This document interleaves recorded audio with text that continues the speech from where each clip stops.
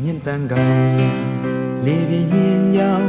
မျိုးလွင်သွားတဲ့လာရောင်တန်းရဲ့တတိတောက်အနန္တတိုင်းရဝွန်တီအာယုံဖြန်းလို့စိတ်တွေရွယ်လွင်လိုက်ရှာနေကျေတွေကြောင့်မှရင်ရလေးနဲ့လာတဲ့နင်းကိုမျောလင်းမထားပဲတွေ့လိုက်တယ်နူးညံ့တဲ့ထောင်ကလေးနဲ့